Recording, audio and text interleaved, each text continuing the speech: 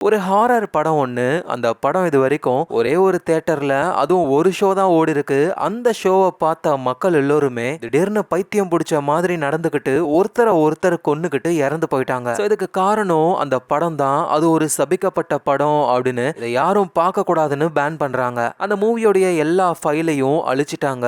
ஆனா ஒரே ஒரு காப்பி மட்டும் இன்னும் இருக்கு அப்படின்னு ஒரு வதந்தி ஒண்ணு பரவிக்கிட்டு இருக்கு. சோ அந்த மூவியோடைய அந்த காப்பியை எடுக்கிறதுக்காக இந்த கதையோடைய ஹீரோ போறாரு. அவருக்கு என்ன ஆச்சு, உண்மையிலேயே அது ஒரு சபிக்கப்பட்ட படமா, அந்த படத்துக்கு பின்னாடி இருக்கிற மர்மம் என்னன்றது தான் முழு கதையே. சோ எல்லாருக்கும் ஒரு பெரிய ஹாய், எல்லாரும் வந்துட்டீங்கல்ல. இன்னைக்கு நம்ம ஒரு பயங்கரமான கிளாசிக் ஹாரர் கதையை பார்க்க போறோம். சோ கதைக்குள்ள போகிறதுக்கு முன்னாடி உங்க ஃபிலிம் ரோல ஞாபகமா சப்ஸ்கிரைப் பண்ணி உங்க சப்போர்ட்டை கொடுங்க. சோ இன்னைக்கு நம்ம சிகரெட் பர்ன்ன்ற ஒரு சூப்பர் நேச்சுரல் ஹாரர் கதையை தான் பார்க்க போறோம். கதையோட ஆரம்பத்துல ஒரு பெரிய மேன்ஷன் ஒண்ணு, அந்த மேன்ஷனுக்கு ஒரு கார் ஒண்ணு வருது. அந்த கார்ல இருந்து ஒருத்தர் இறங்குறாரு. அவரோட பேரு கர்பி. அவரு மெதுவா அந்த மேன்ஷனுக்கு போக மேன்ஷன் கதவை திறந்துகிட்டு ஒரு அசிஸ்டன்ட் வராரு. சார் உங்களுக்காக தான் வெயிட் பண்றாரு வாங்க அப்படின்னு நம்ம கர்பிய உள்ள கூட்டிட்டு போறாங்க. அங்க ஒருத்தர் இருக்காரு. அவரோட பேரு பெல்லிங்கர். இவர் ஒரு பெரிய பணக்காரரு. நம்ம கர்பிய பார்த்த உடனேயுமே நான் கூப்பிட்ட உடனேயுமே வந்ததுக்கு ரொம்ப தேங்க்ஸ் கர்பி. உடனே கர்பியும் அதெல்லாம் பரவாயில்ல, நீங்க எவ்வளவு பெரிய பணக்காரரு, அதோட உலகத்துல இருக்கிற எல்லா மூவிஸையும் கலெக்ட் பண்ற ஆளு. உடனே அந்த பெல்லிங்கரும் நான் கலெக்ட் பண்றேன், ஆனா நீ அதை ரிலீஸ் பண்ற ஒரு தியேட்டருடைய ஓனர். என்னதான் ஓனரா இருந்தாலும் இப்ப நான் பெரிய கடன்ல இருக்கேன் சார் அப்படின்னு பேசிக்கிட்டு ஒரு மூவி போஸ்டர் அவரு பாக்குறாரு. இந்த படம் the absolute end of the world தானே, பரவாயில்லையே இந்த மூவியை பத்தி உனக்கு வேற என்ன தெரியும் அப்படின்னு பெல்லிங்கர் கேட்க, இந்த படம் ஒரு பிலிம் ஃபெஸ்டிவல்ல ஒரே ஒரு ஷோ மட்டும் தான் போட்டாங்களே, அந்த படத்தை பார்த்துட்டு எல்லாரும் பைத்திய மாதிரி மாறி ஒருத்தர் கொன்னுக்கிட்டாங்களாம். அதனால கவர்மெண்ட் அந்த படத்தையே பேன் பண்ணிட்டாங்க. அந்த படத்துக்கும் ஏகப்பட்ட காப்பிலாம் இல்ல, ஒரே ஒரு காப்பி தான் இருந்தது. கவர்மெண்ட்டும் அதை தடை பண்ணதுனால இப்ப அந்த படமே மொத்தமா அழிஞ்சு போச்சு. உடனே பெல்லிங்கரும் பரவாயில்லையே இந்த படம் பத்தி உனக்கு நிறைய தெரிஞ்சிருக்கு, இன்னும் சொல்ல போனா நான் உன்னை கூப்பிட்டதுக்கான ரீசனே இந்த படத்தை பத்தி பேசதான் அப்படின்னு சொல்லி அவருடைய டெஸ்க்கு போறாரு. பார்த்தா பின்னாடி ஒரு பெரிய ஏஞ்சலுடைய ரெக்க மாதிரி இருக்கு. கர்பியும் இது என்னது, நீ சொன்னல ஒரு மோசமான சபிக்கப்பட்ட படம், அந்த படத்துல யூஸ் பண்ண ப்ராப்பர்ட்டி தான் அது, உனக்கு தெரியாது கர்பி, நான் அந்த படத்து மேல எவ்வளவு பைத்தியமா இருக்கேன் தெரியுமா. கர்பியும் என்ன சொல்றீங்க, ஒருவேளை இந்த படம் ரிலீஸ் ஆகும்போது நீங்களும் அதை பாத்தீங்களா. பெல்லிங்கரும் சொல்றாரு, என்கிட்ட 8000 மூவிஸோடைய கலெக்ஷன் இருக்கு. இந்த சபிக்கப்பட்ட படம் ரிலீஸ் ஆகும் பொழுது அதை பாக்குறதுக்கான டிக்கெட்டும் என்கிட்ட இருந்தது. ஆனா அந்த டைரக்டருடைய முந்தைய படங்கள் எனக்கு பிடிக்காததுனால நான் இந்த படத்தை பார்க்கணும்னு நினைக்கவே இல்லை. ஆனா அதுக்கப்புறம் தான் பார்த்தவங்க எல்லோருமே இறந்து போயிட்டாங்க. இது ஒரு சபிக்கப்பட்ட படம்னு தெரிய வந்தது. அன்னில இருந்தே இதோட பிரிண்ட் வேணும்னு நான் அலையாத இடம் கிடையாது அப்படின்னு சொல்லி கர்பி கிட்ட ஒரு ஃபைலை கொடுக்க, கர்பியும் இது என்ன ஃபைலு, என்கிட்ட எதுக்கு கொடுக்குறீங்க, அதுக்காக தான் உன்னை இங்க கூப்பிட்டேனே, அந்த சபிக்கப்பட்ட படத்துடைய பிரிண்ட் எனக்கு வேணும். எது அந்த படத்துடைய பிரிண்டா, உங்களுக்கு நல்லாவே தெரியும்ல இருந்தது ஒரே ஒரு பிரிண்ட், அதையும் கவர்மெண்ட் அழிச்சிட்டாங்க, வேற பிரிண்ட்னு எதுவும் கிடையாது. இல்ல கர்பி, அந்த படத்துடைய இன்னொரு ஒரு பிரிண்ட் கண்டிப்பா இருக்கணும். நீங்க எப்படி இவ்வளவு கான்பிடண்டா சொல்றீங்க, ஏன்னா அதுக்கான ஒரு முக்கியமான ஆதாரம் என்கிட்ட இருக்கு, நீ இதை நம்பவே மாட்டா அப்படின்னு அந்த பெல்லிங்கர் கர்பியை கூட்டிட்டு ஒரு ரூமுக்கு போறாரு. போய் பார்த்தா அந்த பெல்லிங்கர் ஒரு ஏஞ்சலையே பிடிச்சு வச்சிருக்காரு. ஆனா என்ன, அதோட ரெக்கைகள்லாம் வெட்டப்பட்டு இருக்கு. அந்த ரெக்கை தான் இவரோட டெஸ்க்கு பின்னாடி பெருசா இருந்தது. இதை பாக்குற கர்பியால எதுவும் நம்ப முடியல. உண்மையான ஏஞ்சலா? ஆமா இது உண்மையான ஏஞ்சல் தான், அதோட இதுதான் அந்த மூவில நடிச்சிருந்தது. நீ என்கிட்ட என்ன சொன்ன, அதை இவங்கிட்டயும் சொல்லு அப்படின்னு பெல்லிங்கர் கேட்க, அந்த ஏஞ்சலும் சொல்லுது, என்ன படமாக்கிட்டாங்க, அந்த பிரிண்ட் இருக்கிற வரைக்கும் என்னால சொர்க்கத்துக்கு போக முடியாது, இங்கேயே மாட்டிக்க வேண்டியதுதான். பெல்லிங்கரும் பாத்தியா, இதுங்க இன்னும் சொர்க்கத்துக்கு போகல அப்படின்னா என்ன அர்த்தம், அந்த மூவியோடைய பிரிண்ட் இன்னமும் எங்கேயோ இருக்கு, அதை நீ எனக்கு கண்டுபிடிச்சு தரணும். கர்பியும் இதெல்லாம் நீங்க எதுக்காக பண்றீங்கன்னு கேட்கும் பொழுது, ஏன்னா எனக்கு ஒரு ப்ராப்ளம் இருக்கு, சீக்கிரமாவே நான் சாக போறேன், ஆனா நான் சாகிறதுக்கு முன்னாடி இந்த சபிக்கப்பட்ட படத்தை பார்க்கணும்னு நினைக்கிறேன், நான் நிறைய மோசமான விஷயங்கள் பண்ணிருக்கேன், கண்டிப்பா இறந்தா நான் நரகத்துக்கு தான் போவேன், ஆனா அந்த மூவியோடைய பிரிண்ட்டையும் இந்த ஏஞ்சலையும் வச்சு சொர்க்கத்துக்கு கண்டிப்பா நான் போயே தீருவேன், அதுக்கு தான் எனக்கு அந்த பிரிண்ட் வேணும், நீ அதை கொண்டு வந்து கொடுத்தா உனக்கு $1,00,000 பணமும், நான் அதை பார்த்து முடிச்சதுக்கு அப்புறம் நீ வச்சிருக்கிற தியேட்டருக்கு 2 வாரத்துக்கு ஃப்ரீயாவே நான் அந்த பிரிண்ட்டை கொடுக்குறேன். நம்ம கர்பிக்கு இந்த விஷயங்கள்லாம் பிடிக்கல, ஆனா அவருக்கு பண தேவை இருக்கிறதுனால $2,00,000 இப்பயே நம்ம டீல் பேசிக்கலாம் அப்படின்னு சொல்றாரு. பெல்லிங்கரும் ஓகே பண்ணிடுறாரு. நேரா கர்பி அவருடைய தியேட்டருக்கு வராரு. தியேட்டருடைய ஆபரேட்டர் ஒருத்தர் ரீல் ஓடிக்கிட்டு இருக்கும் பொழுது அதுல ஒரு பார்ட்டை பிடிச்சி, இங்க தான் இருக்கியா அப்படின்னு கட் பண்ணி அந்த ஒரு குறிப்பிட்ட பார்ட்டை மட்டும் எடுக்கிறாரு. அதாவது அந்த ரீல்ல ஒரு மார்க் மாதிரி இருக்கு, அதை சிகரெட் பர்ன்னு சொல்லுவாங்க, அதை மட்டும் அவர் கட் பண்றாரு. பண்றாரு. எங்க நம்ம கர்பியும் தியேட்டர்ல இருக்கிற ஆபீஸ்ல அவர் உட்கார்ந்துகிட்டு இருக்கும்போது அவருக்கு முன்னாடி ஒரு போட்டோ இருக்கு. அது இவருடைய கேர்ள் ஃப்ரெண்டோட போட்டோ. அந்த பொண்ணு இவரோட பேரை சொல்லி கூப்பிடுற மாதிரியும் இவங்க ரெண்டு பேரும் சேர்ந்து போதைப் பொருள்களை எடுக்கிற மாதிரியும் பழைய நினைவுகள்லாம் இவருக்கு வருது. டக்குன்னு அந்த இடத்துக்கு ஆபரேட்டர் வராரு. கர்பியும் என்னடா திரும்பவும் ஒரு பிலிம் ரோல்ல இருந்து சிகரெட் பர்ன் எடுத்திருக்க போலயே, இதெல்லாம் எடுத்து என்ன பண்ணுவ, நீ யோசிச்சு பாரு. படத்தை அவ்வளோ ஆர்வமா பாத்துக்கிட்டு இருக்காங்க. திடீர்னு ஸ்கிரீன்ல இந்த சிகரெட் பர்னுடைய சிம்பிள் வந்துச்சுன்னா அடுத்தது என்னமோ நடக்க போகுது, ரீல் சேஞ்ச் ஆக போகுதுன்னு அவங்க நினைப்பாங்க. அதனாலதான் இந்த மார்க்கை மட்டும் கட் பண்ணி எடுத்துட்டேன்னா அடுத்தது வரப்போற சர்ப்ரைஸ் ஆடியன்ஸுக்கு பெரிய இம்பாக்டா கொடுக்கும் அப்படின்னு சொல்லி அவர் கட் பண்ண அந்த சிகரெட் பர்னை வந்துட்டு ஒரு புக்ல வைக்கிறாரு. பார்த்தா இதுக்கு முன்னாடி ஏகப்பட்ட பிலிம் ரோல்ல இருந்து அவரு சிகரெட் பர்னை கட் பண்ணி இருப்பாரு போல. அந்த காலத்துல பிலிமை வச்சு ஓடுற படங்களுக்கெல்லாம் இந்த சிகரெட் பர்ன் வரும். இந்த மார்க் வந்துச்சுன்னா ஆபரேட்டர் வந்து அடுத்த ரீல மாத்தணும்னு அர்த்தம். ஆனா நம்ம ஆபரேட்டர் திறமையானவர், ஆடியன்ஸ் நல்லா பார்க்கணும், இந்த மார்க் வரவே கூடாதுன்னு கட் பண்ணி தூக்குறாரு. அதோட கர்பியும் பார்த்து, ஆமா நீ எங்க போயிட்டு வந்த அவ்வளவு அவசரமா? அது வந்து ஒரு பெரிய ஆளை பார்த்துட்டு வந்தேன். நம்ம தியேட்டர்ல கூடிய சீக்கிரமாவே ஒரு படத்தை போட போறோம். என்ன படம்? The absolute end of the world. இது அந்த படமா? அது சபிக்கப்பட்ட படமாச்சே, அதை மட்டும் நம்ம தியேட்டர்ல போட்டா அவ்வளவுதான், கலெக்ஷன் பிச்சுக்கும் அப்படின்னு இவரும் ரொம்ப ஆர்வமா இருக்காரு. நம்ம கர்பியும் அந்த பெல்லிங்கர் கொடுத்தாருல ஃபைல், அந்த ஃபைல பார்க்க ஆரம்பிக்கிறாரு. ஆனா அகைன் அவருக்கு பாஸ்ட்ல நடந்த ஒரு விஷயம் ஞாபகத்துக்கு வருது. நம்ம கர்பியும் அவரோட கேர்ள் ஃப்ரெண்டும் பயங்கரமா போதை பொருளுக்கு அடிமையாயிட்டாங்க. அந்த கேர்ள் ஃப்ரெண்டோட அப்பா வந்து பணக்காரரு போல. அதனால இவங்க அவர்கிட்ட போயிட்டு ஒரு தியேட்டரை காமிச்சு, இங்க பாருங்கப்பா, இந்த தியேட்டர் ரொம்ப சூப்பரா இருக்கும்பா, இதை நாங்க ரெடி பண்ணி இந்த பிசினஸ் பண்ணலாம்னு இருக்கோம், ப்ளீஸ் ஹெல்ப் பண்ணுங்க. அந்த பணக்கார அப்பாவும் அவரோட பொண்ணு கிட்ட நீ கார்ல போய் வெயிட் பண்ணுன்னு சொல்லி அவங்கள அனுப்பிட்டு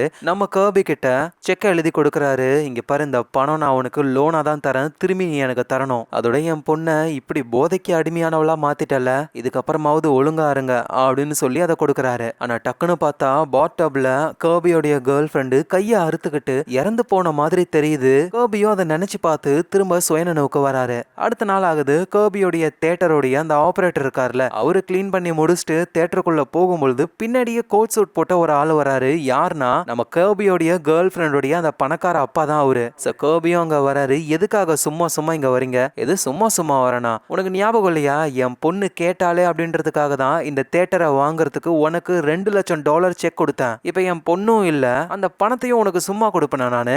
எனக்கு அந்த பணத்தை நீ எடுத்து வைக்கணும். இங்க பாருங்க, உங்க பணத்தை கொடுக்கணும் தான் நான் முயற்சி பண்ணிக்கிட்டு இருக்கேன், புரியுதா? ஆனா அதுக்காக சும்மா சும்மா இந்த இடத்துக்கு வந்து தேவையில்லாம ப்ராப்ளம் பண்ணாதீங்க. உடனே அந்த பணக்கார அப்பாவும் கோவப்பட்டு, உனக்கு 1 வாரம் டைம் தரேன், அதுக்குள்ள நீ பணத்தை எடுத்து வைக்கல அப்படின்னா இதே தியேட்டருக்கு வந்து உன் நெத்தி பொட்டுல என் கன்னுடைய புல்லட்டை இறக்குவேன்னு மிரட்டிட்டு போறாரு. சோ அந்த பெல்லிங்கர் வந்து $1,00,000 தரேன்னு சொல்லும் பொழுது இவர் $2,00,000 வேணும்னு கேட்பாருல. ஏன் அப்படின்னா அவரோட கேர்ள் ஃப்ரெண்டோடைய அந்த பணக்கார அப்பாவுக்கு கொடுக்கணும், அதுக்காக தான். சோ கர்பியும் வந்துட்டு ரூம்ல உட்காந்துக்கிட்டு இருக்கும்போது அப்பா ஆபரேட்டர் வராரு. ஏய், ஏகே மேயர்ஸோடைய ரிவ்யூஸை பார்த்துக்கிட்டு இருக்கியா அப்படின்னு சொல்லி கேட்கிறாரு. எப்படி நம்ம ஊர்ல ப்ளூ சட்டையோ அந்த மாதிரி அங்க ஏகே மேயர்ஸ்ன்ற ஒருத்தர் எல்லா படத்தை பத்தியும் விமர்சனம் போடுவாரு. ஆனா 30 வருஷமா அவர் எந்த ரிவ்யூவும் பண்ணவே இல்ல. அவர் கடைசியா பண்ண ரிவ்யூ எதுனா the absolute end of the வேர்ல்டுன்ற அந்த சபிக்கப்பட்ட படத்துக்கு தான். அதுல என்ன எழுதிருக்காரு அப்படின்னு ஆபரேட்டர் படிக்கிறாரு. இந்த படம் தியேட்டர்ல வரும்பொழுது பார்த்த ஆட்கள்ல நானும் ஒருத்தன் தான். திடீர்னு பார்த்தா தியேட்டர்ல இருந்த எல்லாருமே சண்டை போட்டுக்க ஆரம்பிக்கிறாங்க. நானும் படத்துடைய ப்ரொமோஷனுக்காக தான் இந்த வேலை பாக்குறாங்கன்னு அங்கிருந்து வந்துட்டேன். ஆனா நான் வந்ததுக்கு அப்புறம் தான் நிறைய பேர் இறந்து போயிட்டாங்கன்னு படத்தையே தடை பண்ணிட்டாங்களாம். சோ விளையாட்டு வினையாகும்ன்றது இந்த படத்துக்கு கரெக்டா இருக்கும் இப்படின்னு அந்த ஆபரேட்டர் படிக்கிறாரு. சரி ஓகே, இந்த படத்தை பத்தி இன்னும் நல்லா தெரிஞ்சுக்கணும் அப்படின்னா நம்ம அந்த ரிவ்யூவரை தான் பார்க்கணும் அப்படின்னு அடுத்த நாளே நம்ம கர்பி கிளம்பி அவரை பார்க்க போறாரு. பார்த்தா அந்த ரிவ்யூவரோட வீடு வந்து பால் அடைஞ்சு போயிருக்கு. உள்ள அவர் இருக்காரா இல்லையானே தெரியல. இவரும் கதவை தட்டி பார்க்கறாரு. யார் அது, ஒழுங்கு மரியாதையா இங்க இருந்து போங்கன்ட்டு அவரோட குரல் உள்ள இருந்து கேக்குது. இல்ல, உங்ககிட்ட ஒரு முக்கியமான விஷயம் பேசணும். 30 வருஷத்துக்கு முன்னாடி நீங்க எழுதின அந்த ரிவ்யூவை பத்தி. டக்குன்னு டோர் ஓபன் ஆகுது. நம்ம கர்பியும் உள்ள போக ஆரம்பிக்கிறாரு. உள்ள பார்த்தா பண்டில் பண்டிலா அவ்வளோ பேப்பர்ஸ். அந்த ரிவ்யூவர் உட்காந்து ஏதோ ஒண்ணுத்த டைப் பண்ணிக்கிட்டு இருக்காரு. நம்ம கர்பியும் அங்க இருந்து ஒரு பேப்பரை எடுத்து, இந்த படம் ரொம்ப ரொம்ப மோசமான ஒரு படம், இந்த படத்தை யாரும் பார்க்க கூடாது, ப்ளீஸ் பார்க்காதீங்க அப்படின்னு எழுதிருக்கு. கர்பியும் என்ன இப்படி எழுதிருக்கீங்க? 30 வருஷத்துக்கு முன்னாடி ரிவ்யூ வந்து ரொம்ப நார்மலா எழுதினீங்களே. ஏன்னா அப்போ அந்த படத்தை நான் ஒரு ஜோக்குன்னு நினைச்சேன். ஆனா எல்லாமே உண்மைன்னு அதுக்கப்புறம் தான் புரிய வந்தது. அந்த படத்தை எடுத்த டைரக்டர் ஒரு டெரரிஸ்ட், மக்களை கொல்லணும்ன்றதுக்காகவே இந்த படத்தை அவன் எடுத்திருக்கான். அதனாலதான் அந்த படத்தை பார்த்த உடனேயுமே மக்கள்லாம் பைத்தியம் பிடிச்சி ஒருத்தர் கொன்னுக்க ஆரம்பிச்சாங்க. உடனே கர்பியும், இங்க பாருங்க, நானும் எவ்வளவோ மோசமான படங்களை பார்த்திருக்கேன், ஆனா இந்த மாதிரிலாம் நடக்கல. ஏன்னா உங்க ரிவ்யூ ரிவ்யூலயே சொல்லிருக்கீங்க இதெல்லாம் வதந்தி அப்படின்னு. அதுதான் நான் தப்பு பண்ணிட்டேன், தப்பான ரிவ்யூவை கொடுத்துட்டேன். இப்ப திரும்ப அதை சரி பண்ணணும் தான் 30 வருஷமா ஒரு ரிவ்யூவை எழுத ட்ரை பண்றேன். அந்த படத்தை பார்த்தா மட்டும் கிடையாது, அதை பத்தி எழுதுனா கூட அவ்வளோ ஆபத்து. கர்பியும் சுத்தி பாக்குறாரு, பண்டல் பண்டலா A4 ஷீட்டா இருந்ததுல எல்லாமே அந்த படத்துடைய ரிவ்யூ தான். இவர் எழுத ட்ரை பண்றாரு, ஆனா இவரால முடியவே இல்ல. சோ ஒன்னு அந்த படம் பார்த்து வயலண்ட் ஆகி இறந்து போயிடுவாங்க, இல்ல ரிவ்யூ ஒரு மாதிரி தப்பிச்சவங்க மென்டலா பாதிக்கப்பட்டு இப்ப பாருங்க 30 வருஷமா ஒரே ரிவ்யூவை எழுத ட்ரை பண்ணிக்கிட்டே இருக்காரு. அதோட அவர் என்ன சொல்றாருன்னா, அந்த படத்துடைய டைரக்டர் கிட்ட நான் இன்டர்வியூ எடுத்தேன், அதையும் நான் ரெக்கார்ட் பண்ணி வச்சிருந்தேன். ஓ அப்படியா, எனக்கு கொஞ்சம் அந்த டேப்பை தர முடியுமா? என்னால தர முடியாது, எதுக்காக நீ அந்த படத்தை பத்தி விசாரிக்கிற அப்படின்னு சொல்லி கேட்க கர்பியும் உண்மையை சொல்றாரு. இந்த மாதிரி ஒரு பிலிம் கலெக்டர் ஒருத்தர் இந்த படத்துடைய பிரிண்ட் இன்னும் இருக்குன்னு சொல்லி என்னை தேட அனுப்பியிருக்காரு. அந்த ரிவ்யூவரும் ஷாக் ஆகி எதுக்காக அந்த படத்தை தேடுறீங்க, சினிமால போடதான் அப்படின்னு சொன்ன உடனேயுமே ரிவ்யூவர் பயங்கரமா சிரிச்சு அந்த டைரக்டர் கூட எடுத்த வாய்ஸ் ரெக்கார்டு அந்த இன்டர்வியூ அந்த டேப் எல்லாம் கொடுத்து, நீ அந்த பிலிமை கண்டுபிடிச்ச அப்படின்னா தயவு செஞ்சு இன்னொரு தடவை என்ன அதை பார்க்கறதுக்கான வாய்ப்பை கொடு, 30 வருஷமா நான் அதை பார்க்கணும்னு தான் ஆர்வமா இருக்குன்னு சொல்றாரு. ஸோ கர்பியும் அந்த டேப்பெல்லாம் வாங்கி கொண்டு போய் பெட்ல படுத்துக்கிட்டே அப்படியே காதுல ஹெட்ஃபோன் போட்டு கேட்டுக்கிட்டே இருக்கும் பொழுதுதான் ஒரு சிம்பிள் ஒன்று வருது.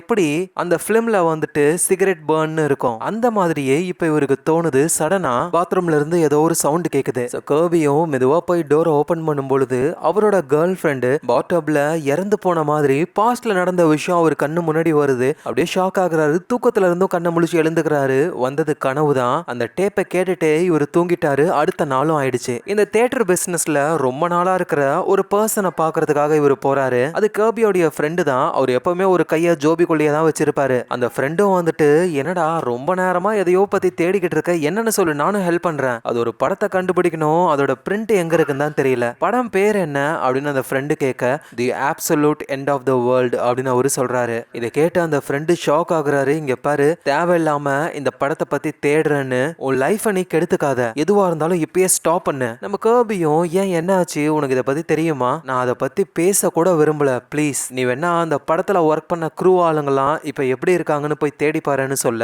பக்கத்து ரூமுக்கு போயிட்டு அந்த இன்ஃபர்மேஷன் எல்லாம் நம்ம கர்பி எடுக்கும்போது தான் டைரக்டர் கேமராமேனு இவங்க 2 பேரை தவிர அந்த படத்துல வேலை செஞ்சுட்டு இருந்த எல்லோருமே இறந்து போயிட்டாங்க.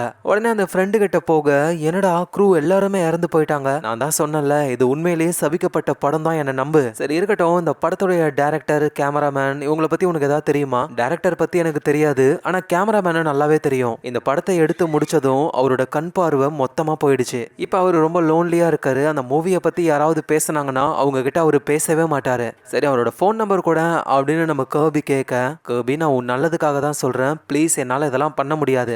கர்பியும் அங்க இருந்து போயிடுறாரு. அவரு போன உடனேயுமே இந்த ஃப்ரெண்டு வந்து யாருக்கோ கால் பண்ணி பிரெஞ்சுல பேசுறாரு. இத நம்ம கர்பியும் ஒளிஞ்சிருந்து ஒட்டு கேட்கிறாரு. ஸோ நைட் டைம் ஆகுது. அந்த ஃப்ரெண்டு வந்துட்டு ஆஃபீஸை விட்டு போகலான்னு போது டக்குன்னு நம்ம கர்பி வந்து, என்ன வீட்டுக்கு போக போற போல, கர்பி உனக்கு என்ன பிரச்சனை, திரும்பவும் வந்திருக்க, எனக்கு என்ன வேணும்னு உனக்கு தெரியும், நீயும் ஏதோ ஒன்று மறைக்கிற, ஏன்னா மறைக்கிறேன் அப்படின்னா உன் நல்லதுக்காக தான், புரிஞ்சுக்கோ, எனக்கு அது புரியுது, ஆனா நான் எப்படியாவது அந்த பிலிமை கண்டுபிடிச்சே ஆகணும். அந்த படத்தை எடுத்த டைரக்டருடைய இன்டர்வியூவை வந்து நான் டேப்ல கேட்டுக்கிட்டு இருக்கும்போது சடனா சிகரெட் பர்னுடைய சிம்பிள் என் கண்ணு முன்னாடி தெரிஞ்சது. உடனே அந்த ஃப்ரெண்டும், என்னது அது உனக்கு தெரிஞ்சுதா அப்படின்னா அது ஸ்டார்ட் ஆயிடுச்சுன்னு அர்த்தம். கர்பிக்கு எதுவும் புரியல, என்னது ஸ்டார்ட் ஆயிடுச்சு, அது உனக்கு சொன்னா புரியாது, நீ உள்ள இன்வால்வ் ஆகிட்ட, ஏன்னா இந்த படத்தினால நானும் பாதிக்கப்பட்டிருக்கேன் அப்படின்னு அவருடைய ஒரு கை எப்பவுமே பேக்கெட்டுக்குள்ளே வச்சிருப்பார்ல அந்த கையை காட்டுறாரு. பார்த்தா அந்த கையை நெருப்புல எரிஞ்சு போன மாதிரி இருக்கு. அந்த படம் தியேட்டர்ல ரிலீஸ் ஆகும் பொழுது அப்ப ஆபரேட்டரா இருந்தது நான் தான். அந்த படம் ஓட ஆரம்பிச்ச உடனேயுமே திடீர்னு மக்கள் எல்லாருமே ஒருத்தரை அடிச்சுக்க ஆரம்பிச்சாங்க.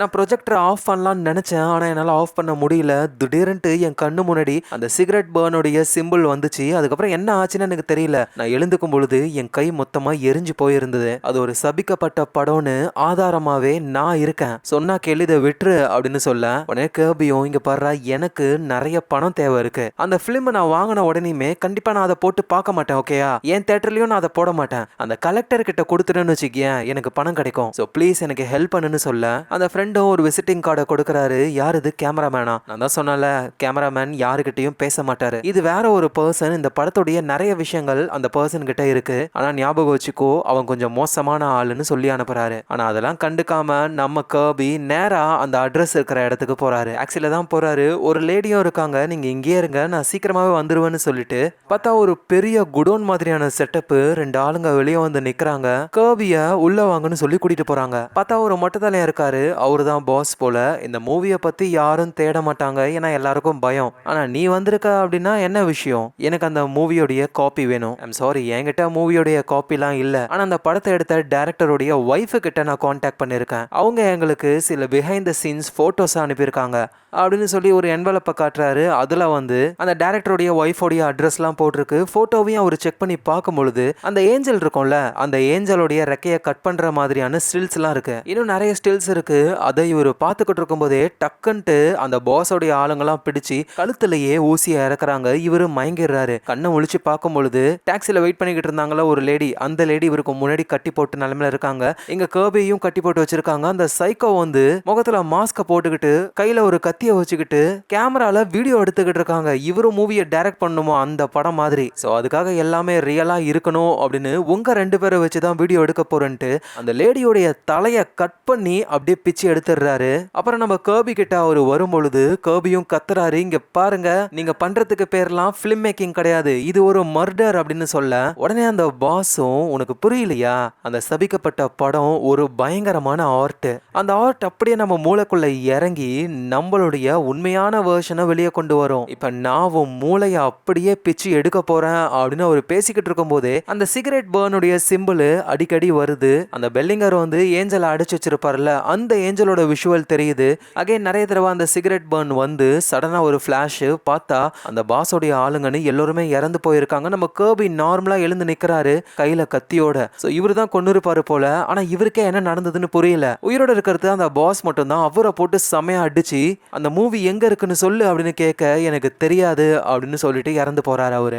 கர்பியும் வந்துட்டு அந்த போட்டோஸ்லாம் இருக்கிற என்வலப்பை எடுத்துக்கிட்டு வேகமா அங்க இருந்து எஸ்கேப் ஆகுறாரு. சோ அந்த என்வலப்ல தான் டைரக்டருடைய ஒய்ஃபோட அட்ரஸ் இருக்கும்ல. சோ வேகமா அந்த அட்ரஸுக்கு போக ஆரம்பிக்கிறாரு. ஒரு பெரிய அபார்ட்மெண்ட். கீழே இருந்தே வீட்டுக்குள்ள இருக்கிறவங்க கூட பேசுற மாதிரியான அந்த காலிங் பெல் மூலியமா பேசும் பொழுது டைரக்டரோட ஒய்ஃபும், யாரு, என்ன விஷயம் மேம், இந்த மாதிரி நான் ரொம்ப தூரத்துல இருந்து வரேன், உங்ககிட்ட பேசலாமா, ஒரு முக்கியமான விஷயம்னு சொல்ல அவங்களும் மேல வாங்கன்னு சொல்றாங்க. இவரும் கிளம்புறாரு. லிஃப்ட்ல போய்கிட்டு இருக்கும்போது திடீர்னு லிஃப்ட் ஆட ஆரம்பிக்குது. லைட்லாம் விட்டு விட்டு எரிய சடனா ஒரு பின்னாடி அவருடைய கேர்ள் ஃப்ரெண்ட் நிக்கிறாங்க. எப்பவுமே என் கூட தானே இருப்ப, என்னை விட்டு போக மாட்டல அப்படின்னு சொல்லி அவங்க கேட்க கர்பிக்கு தெரியும் இது வெறும் ஜஸ்ட் இல்யூஷன் தான், நீ உண்மை கிடையாது அப்படின்னு சொல்ல லிஃப்ட்டும் ஓப்பன் ஆகுது. அங்க இருந்து அந்த கேர்ள் ஃப்ரெண்டோடைய உருவமும் மறைஞ்சு போகுது. ஸோ கர்பியும் வந்து டைரக்டருடைய ஒய்ஃபை பார்க்குறாங்க. அவங்களும் இந்த படம் வேணும்னு நிறைய பேர் நினைச்சாங்க, ஆனா இவ்வளோ தூரம் யாரும் வந்ததே கிடையாது, நீ தான் ஆளு. சரி, உங்ககிட்ட அந்த படத்தோடைய பிரிண்ட் இருக்கா? அஃப்கோர்ஸ் என்கிட்ட இருக்கு. ஆனா இதனால பெரிய ப்ராப்ளம் வரும்னு உனக்கு தோணுதா?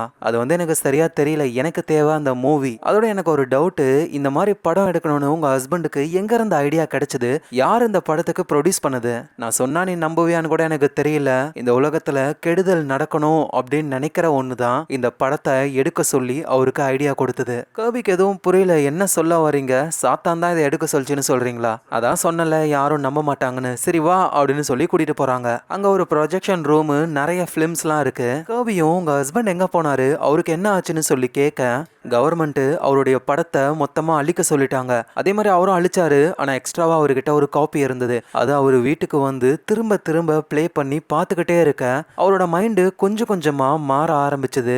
இல்லாத ஒண்ணு இருக்கிற மாதிரி நினைச்சுக்கிட்டு கிச்சன்ல இருந்து கத்தியை கொண்டு வந்து ஃபர்ஸ்ட் என் கழுத்தை அறுத்தாரு. அதுக்கப்புறமா அவரே கொன்னுகிட்டு இறந்து போயிட்டாரு. ஆனா நல்ல வேலையா என்ன சைட்ல கிழிச்சதுனால நான் உயிர் பொழைச்சிட்டேன். அதுக்கப்புறமா இந்த ஃபிலிம் காப்பியை வந்து நான் தான் வச்சிருக்கேன். ஒரு தடவை கூட நான் ப்ளே பண்ணதே இல்லை. உடனே கர்பியும், நான் இந்த ஃபிலிம் எடுத்துக்கலாமா, எனக்கு தேவைப்படுதுன்னு சொல்ல, ஆக்சுவலா இந்த ஃபிலிம் இங்க இருக்கிறதுக்கே எனக்கு சுத்தமா பிடிக்கவே இல்லை, வேணா எடுத்துட்டு போங்க அப்படின்னு அவங்க சொல்றாங்க. கர்பியும் அதை எடுக்கலான்னு ட்ரை பண்றாரு. அப்போ உங்களுக்கு இந்த ஃபிளாஷ் மாதிரி வந்திருக்கா, இந்த சிகரெட் பர்ன் மாதிரி. உடனே அந்த டைரக்டரோட ஒய்ஃபும், உனக்கு வருதா? ஆமா எனக்கு வருது. உங்க ஹஸ்பண்ட் வந்துட்டு ஒரு ரிவ்யூவருக்கு கொடுத்த இன்டர்வியூவை கேட்டதுக்கு அப்புறம் எனக்கு வர ஆரம்பிச்சிருச்சு அப்படின்னா கர்பி அதுங்க உன்ன மார்க் பண்ணிருச்சுங்க, ரொம்ப லேட், இதுக்கப்புறம் உன்னை யாராலையும் காப்பாற்ற முடியாதுன்னு சொல்றாங்க. கர்பிக்கும் ஒரு மாதிரி ஆகுது. ஆனா அவரு வந்து அந்த படத்தோடைய அந்த 2 ரீலை எடுத்துக்கிட்டு அங்கிருந்து கிளம்புறாரு. சோ நேரா அந்த வெலிங்கர் கிட்ட போறாரு. அவரும் இதுக்காக தான் காத்துக்கிட்டு இருந்தாரு. சோ டிக்கியை ஓபன் பண்ண அந்த ரீலோடைய டாப்பை தொட்டு பார்த்துட்டு என்னால இதை உணர முடியுது அப்படின்னு சொல்லி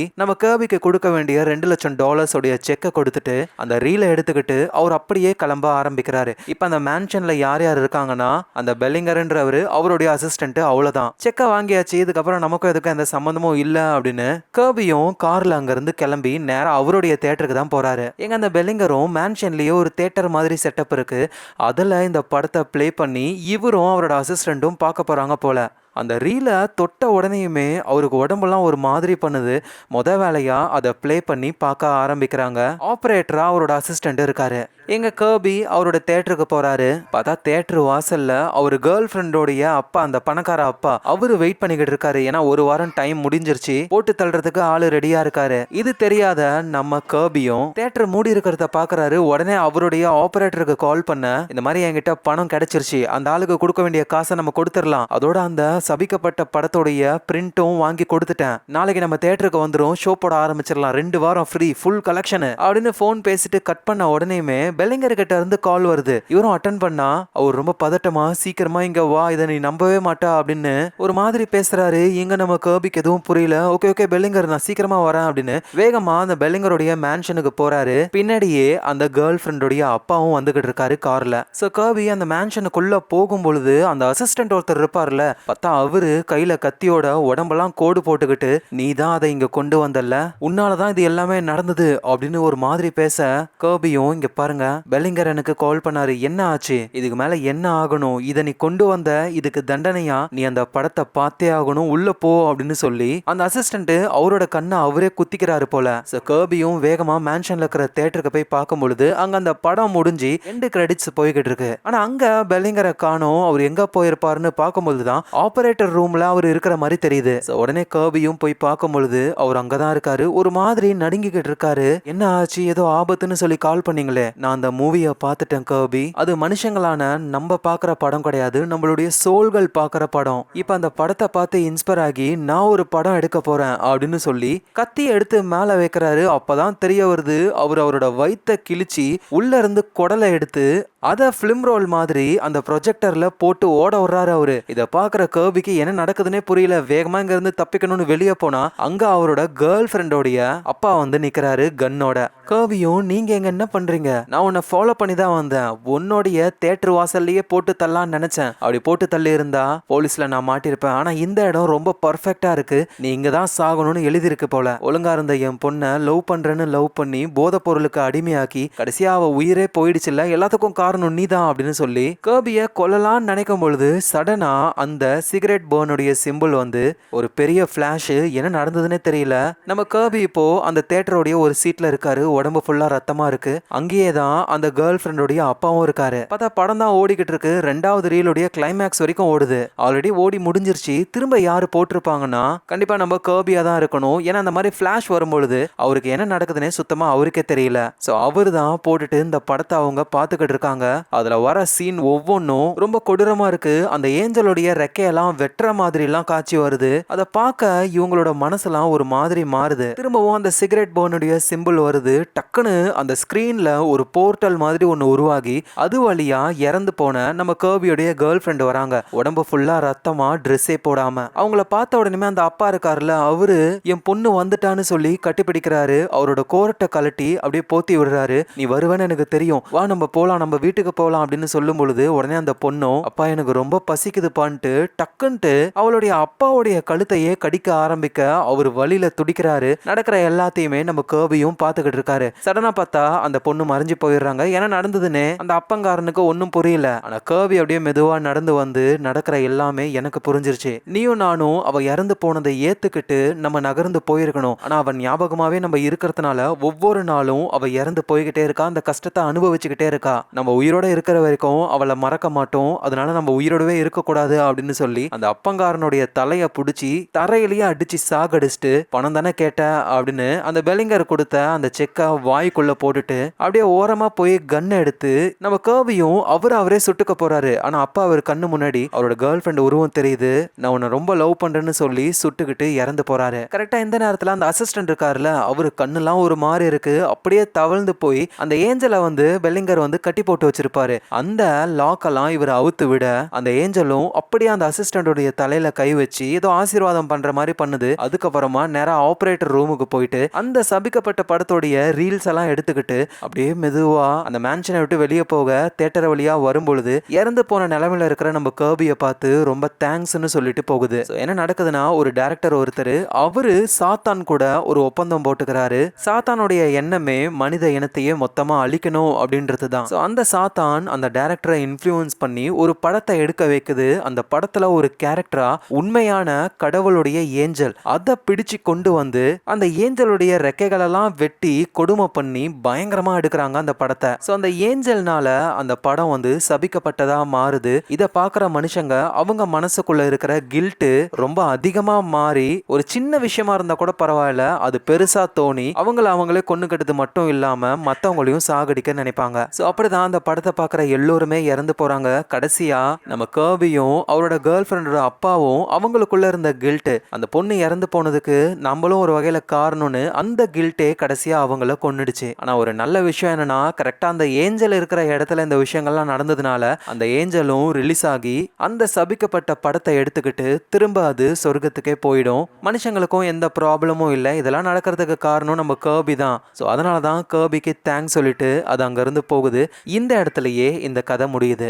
ரொம்ப வித்தியாசமான ஒரு கதைல கண்டிப்பா உங்க எல்லாருக்கும் பிடிச்சிருக்கும். பிடிச்சிருந்ததுன்னா ஒரு லைக்கை போடுங்க. அதோட உங்க ஃபிலிம் ரோலர் ஞாபகமா சப்ஸ்கிரைப் பண்ணி உங்க சப்போர்ட்டை கொடுங்க. நாளைக்கு நம்ம வேற லெவல் மூவில பார்க்கலாம். Lots of love guys.